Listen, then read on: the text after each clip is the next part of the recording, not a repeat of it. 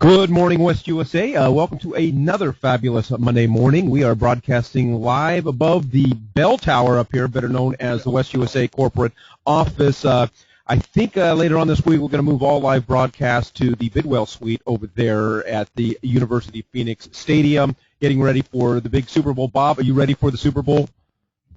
Super what? The Super Deflate Gate. So, yes. So we're I'm going to leave all those jokes alone right now. We're just going to move right along. And there's the latest cartoon on deflate. Yes, and I came up with a few jokes that, this is a family show, so we're going to move right along. What's on tap today? Of course, we've got Todd Menard here to take a look at the numbers. Matt Baker's here. Give us a little bit of Mortgage Minute. I know there's quite a bit of news in reference to the mortgage and lending industry. I'm going to deliver my three-pack on your top objectives with your client, and then our designated broker, Dale Hillard, is going to just stop by for a few minutes because apparently we've got a new HOA condo addendum, and we know how grumpy he can get if we don't use the latest and greatest in addendums.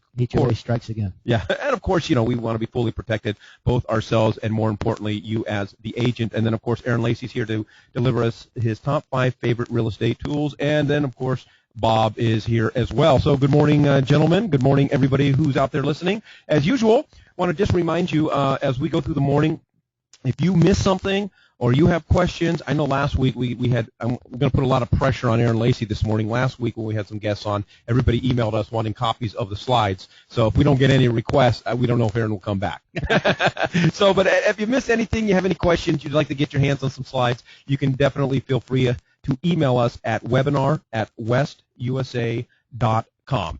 So anyways, Todd, why don't you take us along the path of the market numbers? Thanks, Mike. Well, things are heating up. Right after the first of the year, we're looking at about 6,700 month-to-date pending units. That's twice what we're used to in pending units. So we've all been busy out there in the marketplace, but historically that runs about 3,000, 3,400 average pending units at any one time. For the month of January, we're sitting at 6,700. Can I just throw in the good news? Sure. One of those is my house. It's been 6 months. Drum I roll. finally sold that thing. That thing's in escrow. Okay, well, we just got to get you through the next, how many days left for inspection period? And even then, who knows, right? Okay, well, we're sitting at about 80 days on market, about 6.51% month supply. That's down, of course, because of, we had a much higher month supply when we weren't writing the offers, but right now we have been, so that's coming down. And again, that's going to get back, more than likely, back into that 4 to 5 month supply range, which is normal. Absorption rate still running at about 15%. Average list price is running at 431%. Average sale price 264%, with about a 95% list price to sale price retention. Basically, in the numbers, the big thing, because next week's we're gonna talk a little bit more about actually the full month of January, because we'll have all those statistics for you next week. But this week, this is basically what the news is. You got to get your people out there. It could be because of the Super Bowl, Mike. It could be because of the Pro Bowl, all the activity, Barrett Jackson, Frank J. Russo. It could be because of all these things that have been going on. But at the same token, it's because we're just coming off an awesome fourth quarter, and we're continuing to roll. I do have a couple of numbers to finish up the conversation with right now. For 2014, it looks like we were down. The final statistic is about 3% overall nationally as far as the housing industry is concerned. But here's the good news from this. FHA is reporting for 2015 that we're going to have a 5% increase in volume. So this is the first time in the last 3 years, Mike, that we're going to actually have an increase in volume in production as far as closed units is concerned. We've only been experiencing the sale price increase. NAR is predicting 7.3% increase, with a 41% increase of that 7%, 41% increase in single-family residential homes. New home sales industry has been doing really well. It finished the year at 3.1% above where it had been. It totaled 10% of all active trading volume for the year 2014. And again, Lawrence Yun from NAR, Mike, said that he expects 2015 to be the breakout year that we've all been waiting for since 2008. So it doesn't mean that it's going to be a great year. It just means it's going to be the breakout year. It's going to be when things finally start to turn around. And we've been talking about that for the last few months. And again, the last quarter did turn out like we were talking on the webinar. Housing starts right now for new home builders are up 21%. And that, of course, is huge. It would, you'd have to have your eyes closed, to be driving around town not seeing some new construction starting up. But that's basically it with what you've heard Matt talk about over the last couple of weeks with, interest rates being low, MIP being adjusted. Since October, you can get a 97% loan to value, a 3% down loan. It's just this is the time to buy. This is the time to do business. There's so many things for you to talk to your clients about. Yeah, and again, with these numbers, and I know Aaron has got some great material today. If I may pat myself on the back, I've got some pretty decent material. It's with the way that the market is looking and the way that it's looking up, and if this is his breakout year, it really it comes down to being prepared. Absolutely. I mean, so many agents are going to get excited. Oh my gosh, the market's picking up. Let me find those business cards in the garage, and they're going to go out and turn on the open sign and think that the buyers and the sellers are going to come knocking down the door. It's like open houses. It's like building a website. It's like all the same thing. You can build all that stuff, but just because you have it doesn't, and you're holding an open house doesn't mean clients going to show up. You got to go to work. Yeah. All right, Todd. Well, we appreciate it My very pleasure. much. So moving right along here, 3-pack today. Your top objectives with your client, and it really just comes down to the psyche of the client. It's almost like we got to pretend that we're Jedis here, Ninjas. Ninjas, and using the Force and reading people's minds and so forth. And so I'm always amazed on how many salespeople, not just real estate agents, because anytime I go anywhere, I really like to see how people are selling me. I like to see whether they're listening to me. I love on a Saturday afternoon, I couldn't have more fun than going to a timeshare presentation because I just enjoy the skills. I enjoy watching people manipulate me and so forth. But anyway, so let's talk a little bit about that. So if you have a buyer, if you have a seller, here are your 3 main objectives. Number 1 is determining what they want. You have to know what your clients want. So many of us, especially those of us who are really new in the business, we're more focused on what we want. We want a deal.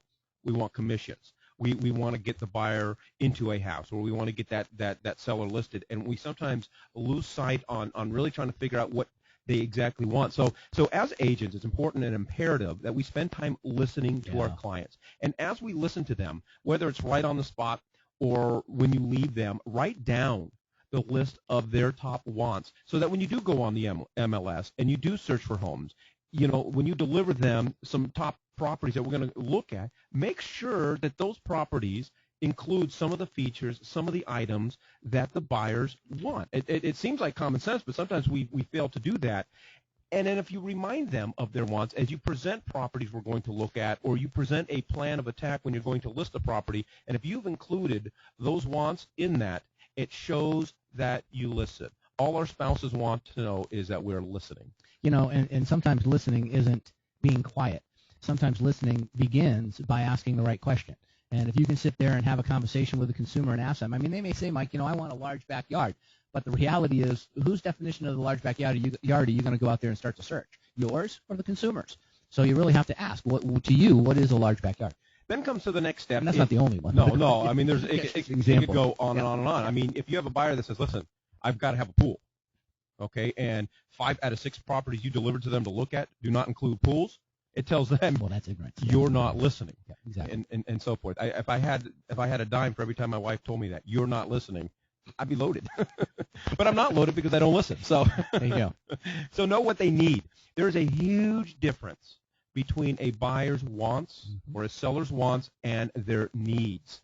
And these items will come down to the continual listing. At some point, like you said, with the big backyard, reality may be that they can't afford the house with a big backyard. Reality may be some of the items on their want list aren't affordable to them. And so now you got to move to that next step of helping them distinguish the difference between, hey, this is what I want and this is what I really need. In addition, you pick up things that they talk about, with their kids and issues and needs and so forth. Let's say just in listening, you find out that, a stay-at-home mom has got a hard time walking up and down steps. Okay, well, they may not tell you that they need a single-story house, but delivering this as something that you might need, or if it is a 2-story house, look for something that has maybe the laundry facilities upstairs. And it's showing now that you're going beyond listening, trying to determine what it is that they need. And if you find some things that they have not thought about, just some things, and this is what I always like to do, I always like to point out huge features in homes that my buyers never really thought about. It just shows now that I'm an expert in the business. Absolutely. I think that's one of the hardest things is people want to put people in homes that they think are right for people rather than showing them homes that the consumer ultimately comes to the realization this house is right for me. All right. And then the third one, articulate how you can solve their problems. I've been thinking about this a lot. We are in the business of problem solving. What's the problem? I need a home. Okay, what's the problem? I don't know how to buy a home. I don't know where to find homes. I don't know how to write a contract. I don't know how to sell my home. I don't know how to prepare my home. If we put ourselves in that situation where every single client comes to us with a problem, we identify the problem, then when we package our skills and you don't necessarily articulate to them that you have a problem, but in our minds, we are solving their problems. When we listen to them, when we determine what their problems are, and when we meet their needs, we become problem solvers. And that's really what we're in the business to do, is if we come off appearing like we're solving our problem, our income problem, we need our commission, we need our 3%, whatever the case is, that really, our clients sense that. And they can sense who they're in it for. But if we can identify what their problems are or what their needs are, and we become that person who can solve them, solve those issues, solve those problems, meet their needs, and articulate to our clients how we're doing it. Now, all of a sudden, we move on from being just a salesperson to an actual real estate professional and a problem solver. And I think that's really the difference in the world, because what else are we in the business of other than solving problems? That's right. Years ago, we said that was the difference between a salesman and a counselor. Someone who would counsel, would sit down and listen and ask questions and listen to those people and help the people arrive at their own decisions. Mike Hofstadter said this 2 weeks ago on the webinar, where he indicated the fact that you've got to have a presentation. Where do you have your presentation? On the hood of your car, out front, in the front of the house. Isn't it nice? Don't you think as a professional it would be nice before the attorney stepped into the courtroom that they had a little private consultation with you prior to learn what the situation was and do some investigation and some research? Same thing that we have to do as an agent. Yeah, so I think when we as agents, we think of ourselves as the superheroes. We are flying in with our cape and our superpowers, and our superpowers should be our skills and our knowledge level. We're there to solve the problem. Now, Bob is giving me I'm envisioning Bob wearing tights and a cape right now. So, anyways, that's my 3-pack. These are your 3 top objectives when you're with your client. I just feel like if you identify the problems and you become that problem solver, you are that much above the rest of the fray, that much above the rest of the agents. So moving right along, we want to send out a quick congratulations to Elizabeth Hill, who has recently earned her GRI designation. So we're proud of her, and we want to say congratulations to her. As I always say, when I develop my business cards, I just take 3 letters out of the alphabet, throw them on behind my name, and boom. It's a lot cheaper and a lot less effort. But at least you do have an MBA when you use that. Hey, in this particular case, GRI stands for Graduate of the Realtor Institute, and she took a series of courses that had a prerequisite to it, established curriculum. She did that over a period of time. Any of you can do this as well. Not trying to rain on her parade, just saying you have that opportunity to become a GRI designated realtor as well. To learn more about that, you can go to AAR's website and look under their education series. All right, and so yeah, congratulations, Elizabeth. Also, a couple other announcements. We have the big 5K race and 1 mile fun run. I've never been part of a race or a run that was actually fun because it hurts a lot. Just for personal, from my own stamina. But no, this is a great event on the east side of town. Carrie Lynn Mason is. If you want some more information, you can reach out to her at cmason@westusa.com. Just a great opportunity to give back to the community and participate in a 5K run. Yeah, this was put on by Sevrar, so for all the agents in the Southeast Valley there. This proceeds will benefit Sevrar's Critical Needs Program. And if you've never learned about critical needs, it's for agents who are having difficult times or agent family members that are having difficult times. You can submit an application to Sevrar, to the Critical Needs Foundation, and they do have some funds that are available to assist in difficulties during those times. Also goes to the Care Fund and the Veteran Organization, so it's a good cause. All right, so yeah, again, if you'd like some more information, contact Carrie Lynn Mason over there at the Ahwatukee office. And in reference to Carrie Lynn, and in addition to Carrie Lynn, we have, as everybody knows, she's our director of our WUSA Cares program. And so we've developed a special brand new Facebook fan page for WUSA Cares. This is an opportunity and a place for you to post some different events that you might be participating in, as well as keep up to date on some of the community outreach projects that we are sponsoring, or we're trying to get the message out as far as West USA Realty is concerned. So we'd like to invite everybody at some time today just to go on Facebook. You can even do it now and look up facebook.com/West USA Realty Cares, and just go ahead and hit like on that. So we'd appreciate that. Also, this is the last week. We understand that that everybody's been getting a lot of emails, a lot of reminders about our corporate survey card, the annual report card. This is the last week to participate in that. We want to encourage you to do that because, one, this is really our top priority here at West USA is to make sure you as the agent have all the resources and all the training and all the support that we can possibly provide for your success. However, though, if we don't hear from you, it's really hard for us to make those improvements. We want to hear about some of your ideas and just your thoughts on how we're doing. And if you do the card and complete the survey, you would be entered to win in a drawing. First place is a $300 gift card. I know somewhere today, I think on the SRS Blast, I actually put $500. So I did. So it's actually $300, $100. This is what happens, Dale, when they leave me in charge. $300, $150, and a $50 card. So please feel free to complete that. This will be the last week that's going on, and if you don't know where to access that, you did get a reminder in your email this morning. So please do. So you're announcing you're paying the $200 difference. Yes, right? that is going to come out of my expense account, the special designated broker expense account. And so, speaking of our designated broker, we're happy to welcome Dale Hillard here this morning. Dale, we got a new addendum out there, and we know that you like us to be up to date on our paperwork, and I'll have you know, I sold my house, and all my paperwork right now is current and on time. Has it closed? No. Up to this date. That's something. I asked him a couple of minutes ago if he'd passed the inspection period yet. Yeah. Appraisal in? Yeah.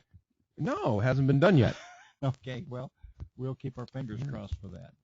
Yeah, I just wanted to announce that February the 2nd, the ZIP form will update a new complete dramatic change in HOA addendums. And we won't be able to discuss that all in detail here, but information's online at AAR online, so you can check the information there, and you have it pictured on the screen. It's a 3-page form, and the shift is that we're now asking the listing agent to gather the information. They need to post it on documents in Armless, which we have capability of doing in our particular MLS group. I'm not sure that some of the other boards across the state have that same capability. But if it is not posted, well, then the buyers are encouraged, and good luck on this. They're supposed to call the associations and get the information. Good luck with that. That's not likely to happen. But they can write the offer nevertheless with filling in the information as they deem it appropriate on page 2, and they can submit their offer. Page 1 would be blank because they don't have the information. This page 1 is for the seller to fill in and for the listing agent to fill in. And, of course, conversation before you write the offer is helpful. Could you send me the information before I write the offer on this? And it's going to be a big stir, especially for those of you dealing with HOAs. If you don't have HOAs, nothing's changed. So, but with the HOAs, be aware that there's some that have 1 HOA, some properties are on 2 HOAs, and the provision in the form allows for both of those. This is probably a good change. It's a healthy change. We fight constantly with the HOAs about they're trying to put more things on so they can run their little 10-god empires. But as listing agents, please gather the information, make it available. It will help your listing sell. And buyers, be aware that this is all focused with more good information and just helps make us, as Mike said earlier in his presentation, to be more professional if we know what the forms are and if we use them correctly. So I mean, I'm just assuming now if we are the listing agents, it probably behooves us to just get all this information up front and maybe include this in the additional documents tab. Absolutely. That's the correct way to do it, the best way to do it. Wow, Mike, gee, I'm impressed. He heard it here and he responded. All right, agents can listen. That's good. That's good to know, Mike. All right, so I appreciate it, Dale. Your house that you're selling is not in an HOA, is it? Well, it's an HOA. It's not a condo, though. But it is in an HOA. Yeah. So you may want to get ready for this on February 2nd. Yeah, I'm screwed. Yeah, well, shoot, that's right. I'm going to have to do this. All right. Well, thanks, Dale. We're going to have some more information in the next month or so. Maybe have Dale come back and kind of go through this line by line and really help us out as we move forward with having to complete this and so forth. So thanks, Dale. With that being said, let's move right along. Yeah, one more comment on that. Since before you introduced me, I'll rudely just say that my name is Matt Baker, for those of you that don't know, was a little under the weather. But the HOA addendum actually really telling us that now. Actually really helps the lender because one of the biggest things that a buyer wants to know at the time they go under contract is what's my payment and how much money do I have to bring to close. And when you have HOA transfer fees and capital reimprovement fees and all these other fees that you don't know about initially, it's really hard for the lender to itemize out what they're got to come to close with. So this actually will really help us to get that information sooner than later. If you don't get it, what is the standard that you usually stick in for like insurance and HOA and stuff like that? HOA is somewhere between the $300 to $500 transfer in terms of transfer dues. Well, most of the time we can get the HOA actual amount of dues, but we don't necessarily know what the transfer due is. And so, and in some areas, they have that capital improvement or 0.5% of the price, and so it's hard to know and pinpoint what you need or what you got. So to have that information early in the process is definitely helpful for us. And that's another reason why you want to get your customer to you early, because I've heard a lot of the pre-qualifying been done with like $30 of HOA monthly fee, and the average HOA maybe in that neighborhood is much more, say $100. Well, whatever that difference is can cause an issue too. Right. Yeah. Well, we like to ask the question where they're looking to. Yeah, of course. I'm sure that the committee thought of the lender first of when they course. wrote this form. Yeah. Of course. I appreciate that. All right. Well, this time we'd like to welcome Matt Baker from the Bookspan Baker team at Home Street. Matt, welcome. How are you feeling? Oh, great. He's not here today. He's out sick. Yeah, no. It's a different guy with a beard that showed up today. And let's just jump right in and talk a little bit about how the market is really trending. And so, we talked about before that like the market was treading water and we're still at low rates, but I now say it's treading water in huge swells because we're seeing some pretty amazing market movement day to day and intraday. I mean, the fact that you could be plus 15 basis points to minus 15 basis points, which really doesn't mean anything except for that could impact the rate an eighth to eighth swing day to day, which is really uncharacteristic. About $80 a month we're talking, right? No. I mean, on a $150,000 loan, I mean that's maybe a $15 swing a month. Okay. But I mean, that's so it's not that much day to day. But if you stack them up together, you're seeing some pretty volatile swings. So here's just a quick rate snapshot. Actually, somewhat similar to where we were 2 weeks ago, but we took a really low dip and then we sort of floated back to that where we were 2 weeks ago. So just as a reminder, the market, man, I mean, it's minute to minute right now, and it's day to day in terms of the market swings. Next slide, just some reminders. USDA, effective February 2nd, is revising their boundary guidelines. I mean, we mentioned this once before, and they've extended it probably half a dozen times over the last 3 years. Doesn't look like they're going to be making any kind of last minute Congress let's ditch effort. So effective.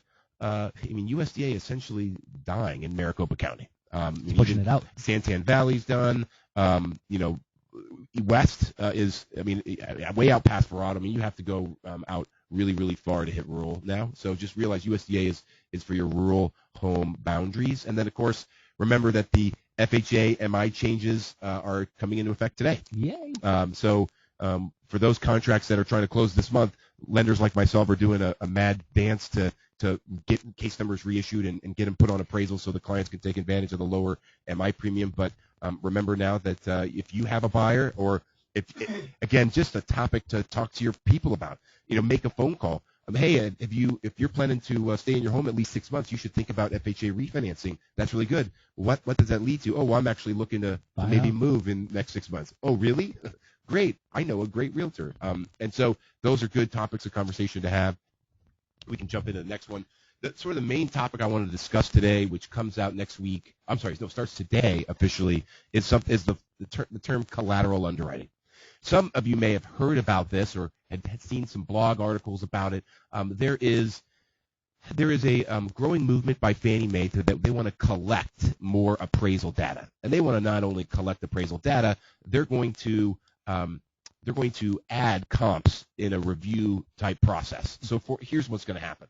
An appraisal comes in and it gets routed through what they call the Uniform Collateral Data Portal, which is Fannie Mae's fancy words for a portal that they run the appraisal through, and they're going to run flags, messages, run it against potential risk, and also pull up the 20 comps in that area that the automated engine determines as relevant. And that is what's going to create the flags and messages that not only the lender but the appraiser has to comment on. So the biggest fear when this comes into place today is the time frame. Now, I can tell you from our perspective, this is a part of a process we already do. We actually run our appraisals prior to releasing them through this through a different but now a combined model simulation that pings it against red flags, tolerances, messages, make sure that it's all complete so that the underwriter's not having to do that at time of underwriting, that it really goes through this sort of automated underwriting system prior to. This is exactly what Fannie Mae is rolling out, and it's something that our system is already ready for. It's really not going to be any time change from our perspective. Now, why, may you ask, why is Fannie Mae doing this? They want the data, and they also want to manage appraisal quality. I look at this as actually sort of a positive thing for the industry because we really haven't been able to regulate appraisers. I mean, as a lender, we don't even know who it is. We have no contact. At least now we've got some level of standard that their loan has to pass through this automated underwriting system in order for them to move on, right? Now, your fear, though, is with other lenders, and so the impact is going to be smaller lenders that don't have a big sort of their own appraisal management company, or don't have a system like this in place. You're going to see some delays. You're going to see push outs on times, because what happens is, let's say it goes and pings through the automated system, it's going to get kicked back to the appraiser to do. Then they're going to fix it, then they're going to run it again. Oh, they didn't meet all the flags. Okay, now it's got to go back. And so you're going to see maybe a lot of back and forth that could delay some timing. So you definitely want to maybe ask your current lender that you're utilizing, hey, do you already have a system in place for this? If they don't, maybe you want to give us a call. I don't know, not a plug or anything. Yeah, no, hey, listen, I also read today CFPB sent out that they're thinking that this having to submit for new case numbers is potentially maybe going to cause a little bit of a delay. I think they're anticipating also those small lenders. Is that correct? Well, no, I mean, again, everybody today that has a loan closing soon because they want to take advantage of the reduction in MI is going to be running case numbers. So I imagine their system is going to be a little slow. Yeah, but I'm anticipating, the ones that closing at the end of the month, and some we've actually extended because they were closing like last week or today, and we said, hey, would you mind extending to give the borrower this benefit? And we should be able to power through it by the end of the week and get appraisers and everything to align. So anyway, that's the news today. If you have any questions, comments, you obviously can reach out to our independent local reps at the local spots, and then of course you can always email me, and I can help assist with questions on whether it's topics today or really anything for that matter. We're here to help you. Yeah, we appreciate it, Matt. Yeah, what a great team. They're in our offices at our disposal. So definitely get those. We talked about it earlier. Just coming off as that educated agent, knowing interest rates, knowing what's going out there, knowing what's the latest in the news. And I tell you, that whole MI thing, that'd be my whole marketing talk push. About that all day. Yep. I could talk about it all day. I'd get that information out to every single person that I know might be in the market to buy a home, because I don't know. I'd be amazed on that. I would guarantee you most agents don't understand that is being rolled out. Well, it's a shame because it's just another tool to talk to a customer that you haven't talked to in a while. All right. We appreciate it, Matt. That's Matt Baker from the Bookspan Baker team at Home Street. So now moving right along, we've got Aaron Lacey from American Title. And Aaron, you have for us your 5 top agent tools. And I love these because they're all kind of techie, and they're just ways that really help us as realtors to become more efficient, I should say. You're exactly right, Mike. And can I get some Lysol for this microphone after Matt Baker was on here? Yeah, we got the hazmat crew out there. How long has it been, Matt? It's been more than 48 hours. You're good. Yeah, so these are, when I talked to Mike about kind of my top 5 agent tools, I really had to do some soul searching because there's so many incredible tools out there, and there's way too many, honestly. And there's probably 50 for social media, 100 for lead generation, websites. You name it. There's 1,000 CRM products out there. How do you make heads or tails of really what's going on out there? So for me to cut this list down to my top 5, as you see, and as you'll hear, it's not necessarily a top 5. It's more of a top 5. Here are the top 5 needs that you should have and that you should get solutions for. And we'll start with number 5, note and task management. For taking notes, I hate to say this for the folks that love to write with their hands, but Evernote is the note-taking app that everybody should have. You can install it on your home PC, your desktop, your tablet, your phone, your smartphone. It really is kind of your one-stop shop for taking notes. And the beauty of it is it syncs across all your devices. It's free, And by the way, most of these tools are free that I'm going to mention here. So put me in a situation, because I don't want to assume that everybody listening knows what these things are. So what's a scenario as a realtor where Evernote would just be a huge help to me? Well, I would say there's quite a few reasons. One would be, you're speaking with your clients throughout the day. You're speaking with prospects throughout the day. You're speaking with affiliates and vendors, and what better place to take notes on those conversations than right on the spot or right after the conversation in Evernote. And the beauty with that over taking notes on a notepad is, what happens when you misplace that notepad or one of those notepad sheets gets thrown away. But with Evernote, if you're taking those notes on Evernote, those notes are going to last forever. They're not going away. They're stored, online in the cloud securely, privately, just for you. And the beauty as well of Evernote and the system is that you can actually search those notes. So, if you put your client's name in that note, you put some other pointed information, you can refer back to that note very easily by just searching for a keyword or a key phrase. Yeah, I heard Evernote just came out with a new pen feature as well. So that's something new. And prior to that pen feature, people can really take that note on anything they want and still forward it, upload it to Evernote. You're exactly right. And Evernote, the possibilities with Evernote, it's an incredibly powerful system. You guys, you can put videos into Evernote. You can put business cards scanned into Evernote. You can share Evernote with your team members. You can record conversations, meetings, whatever you need, telephone, everything. It's absolutely incredible. Yeah. I would absolutely recommend that everybody check out Evernote. Go to evernote.com. There's a couple videos that you can watch right there that kind of introduce you to the app itself.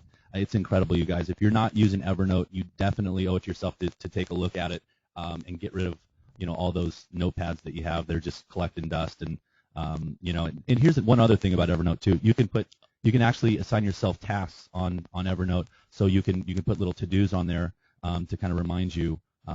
When to follow up with clients, because that's really what it's all about. You have a conversation with somebody, you're both kind of delegating tasks to each other, and then the follow through is absolutely key. One last thing, Mike, real quick. You also have the ability, if you forgot what note you wrote it on or where you wrote it, like on a paper issue, and you want to go back to it, it searches all of your note content, even voice. It really does. So in terms of moving through my top 5 here, we need to get off the Evernote. But I did want to, and we've got to make this real quick because we did have a question come in. Sure. So what's the advantage of using Evernote based using notes on my iPhone?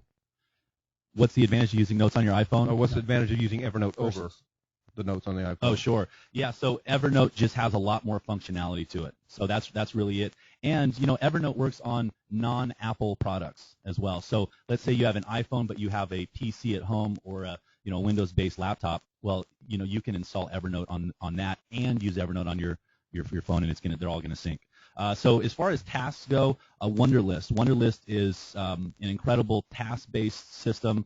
It's an easy-to-use app on your phone. You can use it on a Windows-based computer, desktop, laptop, tablet, but it's really great for just keeping track of different tasks that you have to do, and then breaking down some of those tasks into smaller, manageable, little bite-sized pieces as well to actually get those things accomplished. And if you've set some goals for 2015 and you haven't broken down those goals into easy to accomplish tasks, then I would highly recommend you do that right away. So let's move on to number 4. So cloud storage. So cloud storage is really where it's at, you guys. As we know, technology has some serious challenges. Hard drives fail. Tablets get stolen. You lose things. Of course, in this imperfect world, things happen. And to have backups of all of your information, all your listing data, all your contacts, you really, all your marketing materials, you really need to start utilizing a cloud-based storage system. And Windows has a product, OneDrive, you have Google Drive, you have Dropbox, you have Box.net, whatever you're using, make sure that you're using it. Just save all your documents and your data in these folders that are going to sync into the cloud, which means that you can access them at any time, any place, with any device. And in case you accidentally delete a folder or a file, there's going to be a backup that exists for you there. So you're really protecting yourself. That's the only way to go. So number 3, property research. So there's quite a few different products out there for property research, and then also generating property reports, doing CMAs. Most people probably just use FlexMLS now for generating a CMA.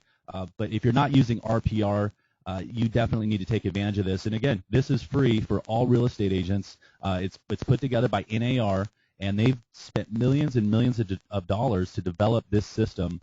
and they've actually just rolled out in October. They rolled out a couple great apps for your phone. So go to your Google Play Store, the App Store, search for RPR, but start utilizing this tool for your property research, for doing your CMAs, for all your property and market and neighborhood reports, because this is your one-stop shop. It's phenomenal. Yeah, and I've actually seen some of the material produced out of this.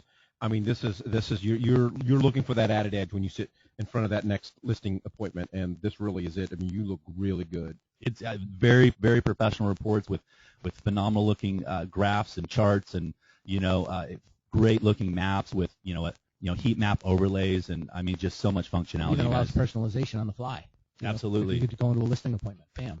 There's no quicker way to pull property information. Aaron, actually, is this a database of every property in the United States? Is that what it really is? That's correct. Yes, it is. Well, now that tells me something a little extra here. I could find out about property here or Philadelphia. Who wants property in Philadelphia? I don't know, but I could do that, couldn't I? You absolutely could. 160 million properties are loaded into the system. It directly connects to all the local MLS systems.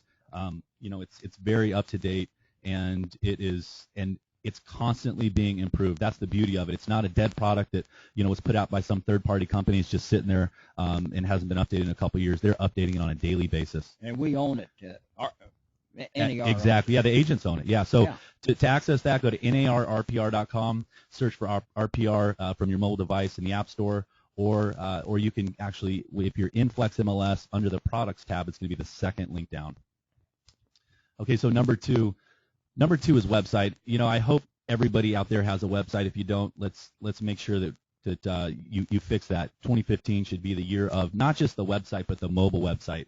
Mobile is key. If you're not sure if your website is mobile optimized, go ahead and just pull your website up on your iPhone, on your Android phone, on your tablet, and that's what people are looking at when they pull your website up on their mobile device. More than half of the searches that are done, over 50% of searches that are done on Google, are performed from a mobile device.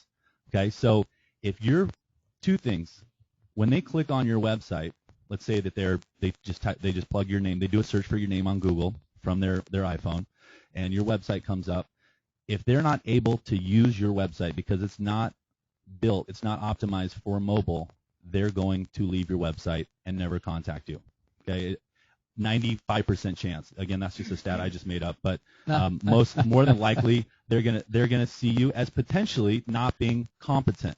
And the general public assumes that real estate agents are technologically and marketing savvy, that we're experts, okay? And if there's a red flag pops up, and we have a bad photo of us loaded online somewhere, or our website's doesn't look correct, then all of a sudden they think, gosh, if I place my trust in the hands of this realtor to sell my home, whether it's a $100,000 home or a $1 million home, and I'm looking at their website, and their website looks funky. It's not coming up correctly. How do I know that they're going to properly market my home and find me a buyer? So it really challenges your credibility when your website is not mobile optimized. Here's an interesting stat: 80% of all stats cited are made up on the spot. I love that stat. Yeah, here's another one. If you don't have a personal website, or you don't like your personal website, and it's not mobile friendly, when you talk mobile or when you hand out your business card, go to WestUSAapp.com and get your own My West USA app, agent app, self-agent branded, right to you. You get all the leads from it. It's an awesome tool. Beautiful. So I just put a couple options here. Superlative, of course, everyone knows about Superlative. Most of their websites are mobile optimized. You want to just double check on that. And then Playster, NAR has a relationship with a website service called Playster.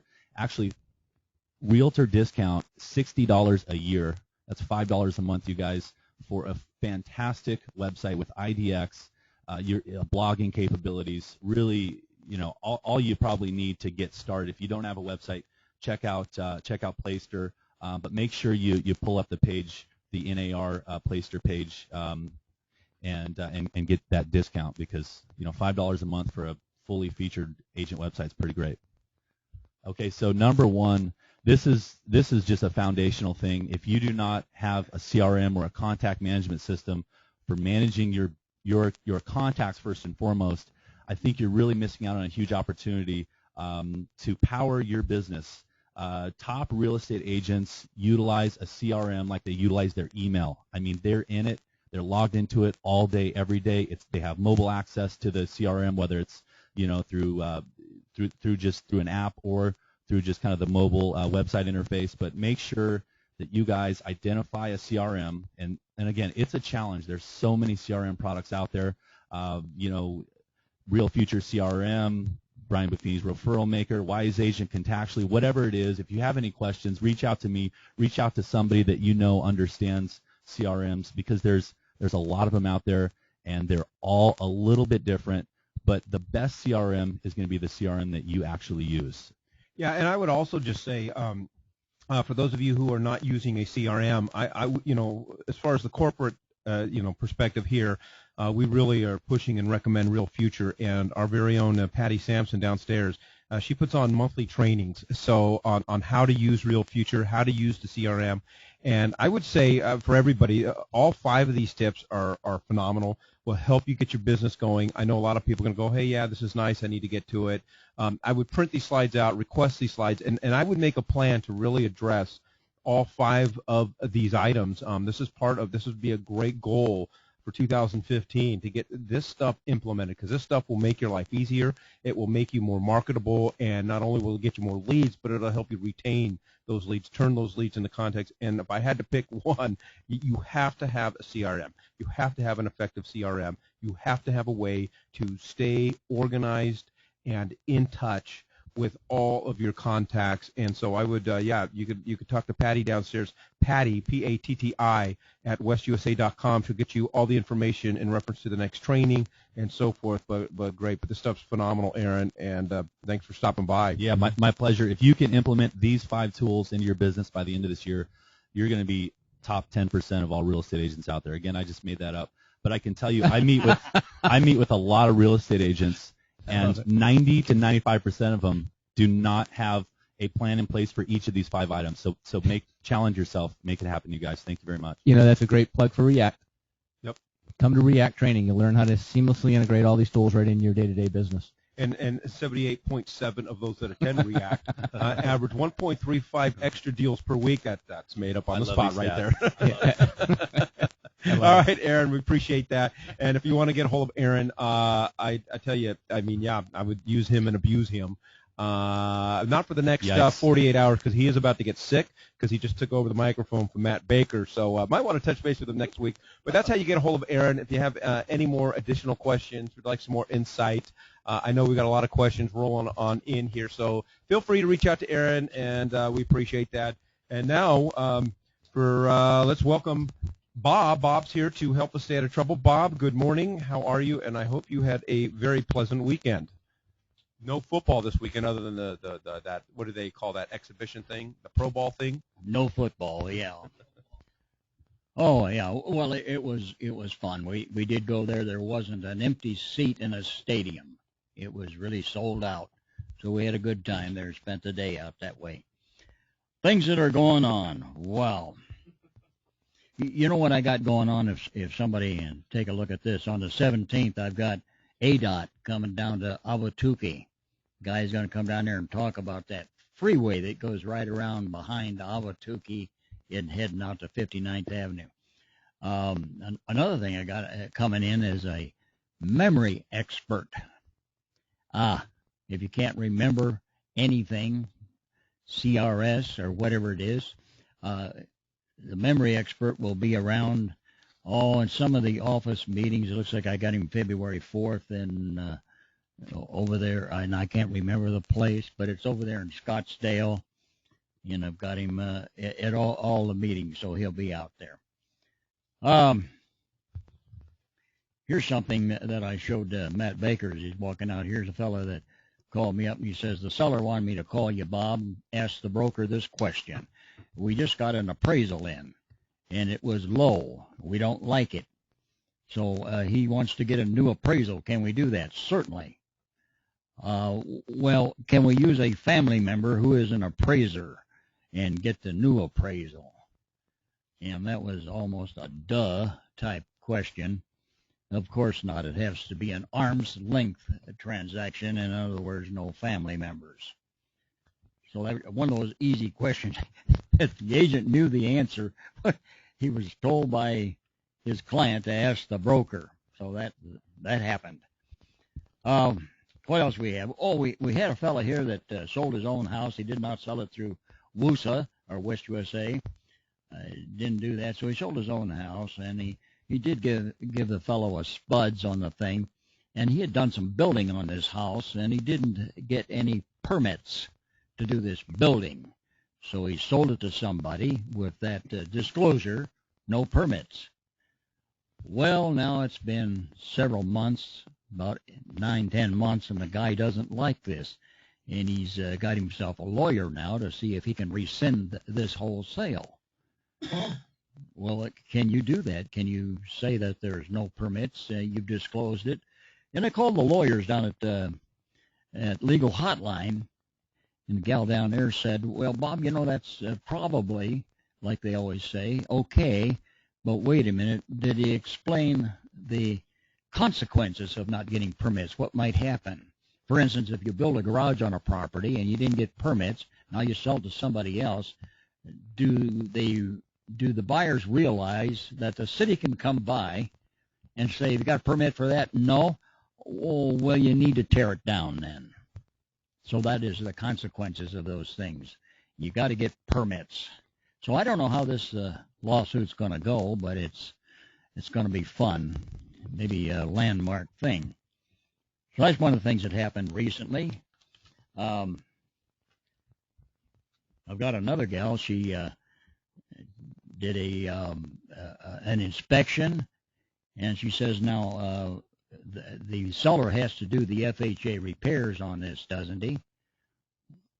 Well, no. After the inspection period is over and you've asked for the repairs, you're done. Well, wait a minute. The FHA appraisal came in after that, and it says there's got to be repairs. And this seller said he would do FHA. And so, well, I don't care. It isn't the seller that's getting the loan. It's the buyer. So no, you got to do the repairs. The buyer does. So they got to get permission to go into a house and do repairs. This always leaves a little void there. You wonder what's going to happen on that. So that's not real good. But in any event, repairs, no, the seller does not have to do them. So one other fellow, he said, well, I'll tell you what I'm going to do. I'm going to, instead of getting the repairs or the appraisal right away, I'm going to wait for after the appraisal, then we're going to do the inspection. Oh, okay. Can you write that in the contract? Yeah, I guess you could. So he's going to have 20 days for the appraisal. Then after that, after the appraisal comes in, then they're going to do the inspection. If the appraisal comes in and says we got to have FHA repairs or lender required repairs, then I'm going to ask for those repairs. Oh, very good. If everybody agrees to that, it's fine. But that was one of the questions over the weekend that we got. And then he wants the owner to pay for the appraisal. Well, wait a minute. The appraisal is necessary because he's borrowing money and his lender wants an appraisal. So you want the owner to pay for it. And then afterwards, at closing, if everything goes right, then I'll reimburse him for the appraisal. Oh, gee, I don't know if that's going to work out okay or not. But that's the way they're writing up this one offer. Can he do that? Yeah, he can write it up. If everybody agrees to that, it's okay. Another situation came through this past week here. One of the fellows wrote one of those lease purchase contracts. That's where you write a contract to purchase a property, and then you're going to close later, let's say 2 years later or whatever it might be, but you want to occupy the property in the meantime, so you get a lease. You occupy the property while someone else owns it. So that's what they did here, and they said that they got it appraised. The appraisal came in at $335, or that was the sales price, $335. It appraised at $320, but they had some non-refundable earnest money in there. What does non-refundable mean anyway? Well, it means you can't have it back. It's gone. So now what? Wait a minute, it didn't appraise. What about my contingency and the appraisal contingency? Can I kill the deal here and get that money back? Nope. because you said non-refundable. So be real careful when writing up an offer like that. So that one's going to have some issues here, and maybe they can get it together. Maybe they can get the appraisal raised, or maybe even the seller will come down. I don't know. But in any event, the earnest money is non-refundable. Earnest money forfeiture. Here's somebody gets a forfeiture of earnest money, whatever it might be, and if there is a situation where the seller is going to take the earnest money, in this case it was $1,000, we do have a form called earnest deposit disbursement right there. And on your listing agreement, it says that you get half of the earnest money that's forfeited. Do you agents know that? Very few of the agents out there know that. So this gal here, I told her, don't forget your $500 that you get out of this. Well, a lot of agents say, well, I just want to give it to the seller. I don't know why. You worked hard on the deal. You should get yourself $500. That's up to you. I don't care. But there's the form. We do have it. It's an A-139, the earnest deposit disbursement, and it tells you right there to send us over to the title company with instructions to send $500 here and $500 for the seller. Oh, how we doing, guys? Okay. We have procuring clause come up here. Here's somebody that's a relative of someone, so they went out looking at houses with her and whatnot, but in any event, they stopped at an open house and looked at it, and it's perfect. They said, we want this house. Bam. So now let's run and get our agent to write it up, because the guy on duty with the open house, he convinced him he ought to buy this house. It's perfect for him. That's called procuring cause. Who caused this sale to happen? You got an answer for me? Who caused it to happen was the guy that was on duty and made them want to buy the house. So she's going to write it up. She could get hit with a procuring cause issue there. And I wrote that up for her. I said, your best bet is go directly to that person and make a deal with them if you can. I have a special form that I made up many years ago called procuring cause agreement. See if the listing agent would accept maybe, I don't know, whatever, 25% or something. Get him to sign off on this thing. Have both brokers, listing agent and selling agent, in which happens to be the same broker, Dale Hillard, and he'll sign those papers for you, and you can give 25% of the commission to the listing agent then for having caused the sale. So there's some news for you today that ought to keep you going, and you're looking ready to close her down, Mike. Is it time yet? It is time. Thank you, Bob. Very insightful information. I didn't know about the earnest money deal. So wow. Yeah, so I have to work on that one. So if your deal dumps, you only get half of the earnest money. But I'm the agent. All right, as usual, encourage you to go ahead, if you haven't already, to like us on Facebook at facebook.com/West USA Realty Inc. I encourage you from time to time throughout the day, just check in into that Facebook page, because we're always posting the latest and greatest highlights and events and upcoming things and upcoming happenings at West USA. So please go ahead and do that. And with that being said, we'll leave you with the thought of, or the quote of the day. I am not afraid of storms, for I am learning how to sail my ship. Folks, have a great week and go out and sell a home.